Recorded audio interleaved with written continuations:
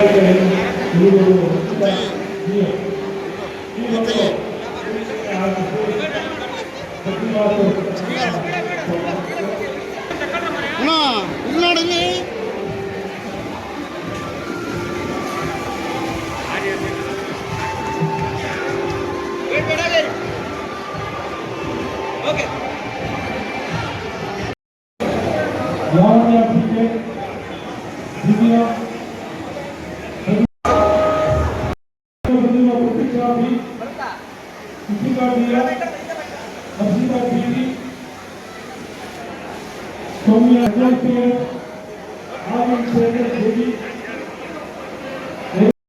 ಹಿಂದೆ ಬರ್ರಿ ಅಣ್ಣ, ಸ್ವಲ್ಪ ಕೈ ಹಿಡಿಸ್ರಿ, ಹಿಂದೆ ಬರ್ರಿ, ಹಿಂದೆ ಬರ್ರಿ.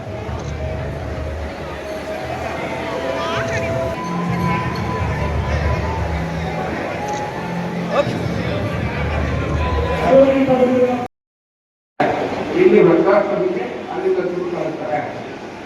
ಇಂಥ ಪ್ರವೃತ್ತಿ ಕಡಿಮೆ ಮಾಡಿ ಮಕ್ಕಳನ್ನು ನಮ್ಮ ದೇಶದ, ನಮ್ಮ ಸಂಸ್ಕೃತಿ, ನಮ್ಮ ಸಂಸ್ಕಾರ, ನಮ್ಮ ದೇಶದ ಮುಂದೆ ಕಳಿಸ್ಕೊಟ್ರೆ ಮುಂದಿನ ಪ್ರಜೆಗಳಾಗಿ ನಮ್ಮ ದೇಶಕ್ಕೆ ಅವರ ಕೊಡುಗೆ ಸಿಗುತ್ತೆ. ಹಾಗಾಗಿ ಮುಂದಿನ ಪ್ರತಿ ಎಲ್ಲ ತಂದೆ ತಾಯಿಗಳು ಈ ಥರ ಚಿಂತನೆ ಮಾಡಿ ತುಂಬ ಆಗಿರ್ತಾ ಹೆಚ್ಚಿಗೆ ಮಾತಾಡೋಣ.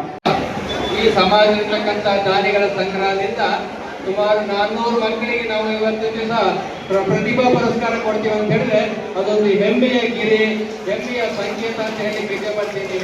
ಈ ಸಮಾಜದಲ್ಲಿ ಎಷ್ಟೇ ಬಡತನ ಇದ್ರೂ ಸಹ, ವಿದ್ಯಾವಂತರು ಹೊರತ ಇದ್ರೂ ಸಹ ಇವತ್ತಿನ 10 ವರ್ಷಗಳಲ್ಲಿ ನಮ್ಮ ಮಕ್ಕಳು ಸಾಪರಾಗಿ ಬರ್ತಾ ಇದ್ದಾರೆ ಅಂತ ಹೇಳಿದ್ರೆ ಅದೊಂದು ದೇವಾಂಗ ಸಮಾಜದ ಒಂದು ಕೊಡುಗೆ ಅಂತ ಹೇಳಲಿಕ್ಕೆ ಇಚ್ಛೆ ಪಡ್ತೀನಲ್ಲ. ಯಾಕೆಂತ ಹೇಳಿದ್ರೆ ಈ ಒಂದು ಪ್ರತಿಭಾ ಪುರಸ್ಕಾರ ನಾವು ವೇದಿಕೆ ಮೇಲೆ ಚಿಕ್ಕದಾಗಿರ್ಬೋದು, ಈ ನಮ್ಮ ಸಮಾಜದ ಮಕ್ಕಳು ಮುಂದೆ ಬರಬೇಕು, ಎಲ್ಲಾ ಕ್ಷೇತ್ರದಲ್ಲಿ ಮೇಲೆ ಬರಬೇಕು, ಅವರಿಗೆ ಪ್ರೋತ್ಸಾಹ ಕೊಡಬೇಕು ಅಂತ ಹೇಳಿ ಇರ್ತಕ್ಕಂಥ ಅನೇಕ ಸಮಾಜದ ಸಂಘಟನೆಗಳಾಗಿರ್ಬೋದು, ಸಮಾಜದಲ್ಲಿರ್ತಕ್ಕಂಥ ದಾನಿಗಳಾಗಿರ್ಬೋದು, ಅವರ ಒಂದು ಪ್ರೋತ್ಸಾಹದ ಹಣ, ಅವರ ಒಂದು ಪ್ರೋತ್ಸಾಹದ ಬೆನ್ನೆಲುಬು ಮಕ್ಕಳಿಗೆ ಸಿಗಬೇಕು. ಕೇವಲ ಅವರ ಪ್ರತಿಭೆ ಎನ್ನುವಂಥದ್ದು ಅವರ ತಂದೆ ತಾಯಿ ಕುಟುಂಬಕ್ಕೆ ಮಾತ್ರ ಸೀಮಿತವಾಗಬಾರ್ದು. ಈ ಸಮಾಜದ ವ್ಯಕ್ತಿಯಾಗಿ ಬೆಳಿಬೇಕು, ಸಮಾಜದ ಸಮ್ಮುಖಿಯಾಗಿ ಕೆಲಸ ಮಾಡ್ತಕ್ಕಂಥ ಪ್ರತಿಭೆಯನ್ನು ಸಮಾಜದಲ್ಲಿರ್ತಕ್ಕಂಥ ದೇವಾಂಗದ ಬಂಧುಗಳಿಗೆ ಸಿಗಬೇಕನ್ನುವಂಥ ಉದ್ದೇಶದಿಂದ ಇವತ್ತು ಈ ಕಾರ್ಯಕ್ರಮ ಹಮ್ಮಿಕೊಂಡಿದ್ದು ನಿಜಕ್ಕೂ ತುಂಬ ಶ್ಲಾಘನೀಯವಾಗಿರ್ತಕ್ಕಂಥದ್ದು. ಇದರ ಮಧ್ಯದಲ್ಲಿ ನಮ್ಮ ಸಮಾಜದ ಕೆ ನಾರಾಯಣರು ರಾಜ್ಯಸಭಾ ಸದಸ್ಯರು ಬಂದಿರತಕ್ಕಂಥ ಸಂದರ್ಭದಲ್ಲಿ ಪ್ರತಿಯೊಬ್ಬರಿಗೂ ಸಹ ಅವರನ್ನು ಯೋಚನೆ ಇಟ್ಕೊಂಡ್ರು. ನಮ್ಮ ಸಮಾಜ ದೇವಾಂಗ ಸಮಾಜ ಮಾತ್ರ ಅಲ್ಲ, ನೇಕಾರ ಸಮಾಜ ಇರ್ತಕ್ಕಂಥ ಎಲ್ಲ ಟಾಪರ್ಗಳಿಗೆ 5,000 ರೂಪಾಯಿ ಕೊಡ್ತೀನಿ ಅಂತ ಮಾತನ್ನು ಅನ್ಕೊಂಡಿದ್ರಲ್ಲ, ಆ ಪ್ರಕಾರವಾಗಿ ಇವತ್ತಿನ ದಿವಸ ನಮ್ಮ ಸಮಾಜದ ಮಕ್ಕಳು, ದೇವಾಂಗ ಸಮಾಜದ ಮಕ್ಕಳು ಅವರ ಒಂದು ಸ್ವಂತ ಪ್ರತಿಭೆಯಿಂದ ಇವತ್ತು 400ಕ್ಕೆ 600 ಮಕ್ಕಳ ತಂಡ ಅಂತ ಮಾತ್ರ ತಂದಿದ್ದಾರೆ. ಒಂದು ಬಾದಾಮಿಯಲ್ಲಿ ಒಂದು ಹೋಗಲ್ ನೋಡಿದೆ, SSLC ಒಳಗೆ 600ಕ್ಕೆ 600 ಅಂಕಗಳನ್ನು ಪಡೆದುಕೊಂಡು ಬಂದಿರತಕ್ಕಂಥ ಸಮಾಜದ ಹೆಣ್ಣುಡಿಗೆ ಇಂಥ ಸಮಾಜದ ಮಕ್ಕಳಲ್ಲಿ ಇದ್ದಾರೆ, ಅವರನ್ನು ಗುರುತಿಸಬೇಕು ಅನ್ನುವಂಥ ಸದುದ್ದೇಶದಿಂದ ಈ ಕಾರ್ಯಕ್ರಮ ಹಮ್ಮಿಕೊಂಡಿದ್ದು ನಿಜಕ್ಕೂ ಶ್ಲಾಘನೀಯವಾಗಿರ್ತಕ್ಕಂಥದ್ದು. ಈ ಸಂದರ್ಭದಲ್ಲಿ ದಾವಣಗೆರೆ ಜಿಲ್ಲೆ ಆಗಿರ್ಬೋದು, ನಮ್ಮ ರಂಗನಾಥ್ ಸರ್ ಅವರಾಗಿರ್ಬೋದು, ಅವರ ಟೀಮ್ ಬಹಳ ಕೆಲಸ ಮಾಡಿದ್ದಾರೆ. ನಮ್ಮ ರಾಜ್ಯದಲ್ಲಿರ್ತಕ್ಕಂಥ ಮಧ್ಯಭಾಗ ದಾವಣಗೆರೆ ಇವತ್ತು 200 ಕಿಲೋಮೀಟರ್ ದೂರ ಇರ್ತಕ್ಕಂಥದ್ದು ಬೆಳಗಾಂ ಆಗಿರ್ಬೋದು, ಹುಬ್ಬಳ್ಳಿ ಆಗಿರ್ಬೋದು, ಶಿವಮೊಗ್ಗ ಆಗಿರ್ಬೋದು, ಬೆಳಗಾವಿ ಆಗಿರ್ಬೋದು, ಎಲ್ಲರೂ ಸಹ ಸಂಗಮವಾಗಿರ್ತಕ್ಕಂಥ ಈ ಒಂದು ಪುಣ್ಯ ಜಾಗದಲ್ಲಿ ದಾವಣಗೆರೆ ಒಳಗೆ ಇಂಥ ಅಭೂತಪೂರ್ವವಾದಂತಹ ಕಾರ್ಯಕ್ರಮ ಮೊಟ್ಟ ಮೊದಲಿಗೆ ನಡೀತಾ ಇರೋದು ನಿಜಕ್ಕೊಂದು ಶ್ಲಾಘನೀಯವಾಗಿರ್ತಕ್ಕಂಥದ್ದು. ಕಳೆದ ಒಂದು 50 ವರ್ಷಗಳ ಹಿಂದೆ ನಮ್ಮ ಒಂದು ಸಮಾಜದ ಒಂದು ಹಾಸ್ಟೆಲ್ ಬೆಂಗಳೂರಲ್ಲಿ ಆಗಿದ್ದಿಲ್ಲ, ಆದರೆ ದಾವಣಗೆರೆಯಲ್ಲಿ ಮೊದಲಿತ್ತು. ಅದು ಕಾಲಾನುಕ್ರಮೇಣವಾಗಿ ನಿಂತು ಹೋಗಿರ್ತಕ್ಕಂಥದ್ದನ್ನ ಪುನಃ ಇವತ್ತು ಚಾಲನೆ ಕೊಟ್ಟು ಅದನ್ನು ಮುಂದುವರಿಸತಕ್ಕಂಥ ಹಾಸ್ಟೆಲ್ ಇವತ್ತು ಸದೃಢವಾಗಿ ನಿಂತ್ಕೊಂಡಿದೆ. ಈ ಭಾಗದಲ್ಲಿರ್ತಕ್ಕಂಥ ಅನೇಕ ಹಾಸ್ಟೆಲ್ಗಳು ಇದ್ರೂ ಸಹ ನಮ್ಮ ಸಮಾಜದ ಹಳೆಯ ಹಾಸ್ಟೆಲ್ ಅನ್ನುವಂಥದ್ದು ಹೆಗ್ಗಳಿಕೆ ಇದೆ. ಅವತ್ತಿನ ಕಾಲದಲ್ಲಿ ಗಿರಿಯಪ್ಪನವರು ಇಂಜಿನಿಯರ್ ಆಗಿದ್ದಾರೆ ಅಂತ ಹೇಳಿ ಆ ಹಾಸ್ಟೆಲ್ ಓದಿ ಮುಂದೆ ಬಂದಿರತಕ್ಕಂಥ ನಾವು ಕಾಣ್ತಾ ಇದ್ದೀವಿ. ನಮ್ಮ ಸಮಾಜದಲ್ಲಿ ಇವತ್ತು ಬಡತನ ಇದ್ರೂ ಸಹ ಶಿಕ್ಷಣ ಸಂಸ್ಥೆಗಳ ಕಟ್ಟಲಿಕ್ಕೆ ಅನಾನುಕೂಲ ಆಗಿದ್ರೂ ಸಹ ಅವತ್ತಿನ ಹಿರಿಯರು ಹಾಸ್ಟೆಲ್ ಅನ್ನುವಂಥದ್ದು ಮಾಡಿ ವಿದ್ಯಾರ್ಥಿಗಳನ್ನ ನಮ್ಮ ಕೈಲಿ ಕಲ್ಯಾಣ ಇದು ಶಾಲೆ ಕಟ್ಟಲಿಕ್ಕೆ ಆಗಲಿಲ್ಲ, ಕಾಲೇಜ್ ಕಟ್ಟಲಿಕ್ಕೆ ಆಗಲಿಲ್ಲ, ಆದರೂ ಸಹ ನಮ್ಮ ಮಕ್ಕಳಲ್ಲಿ ಒಂದು ಶಿಕ್ಷಣವನ್ನು ಮುಂದುವರಿಸಲಿಕ್ಕೆ ವಿದ್ಯಾರ್ಥಿನಿಯನ್ನು ಕಟ್ಟಿದ್ರು.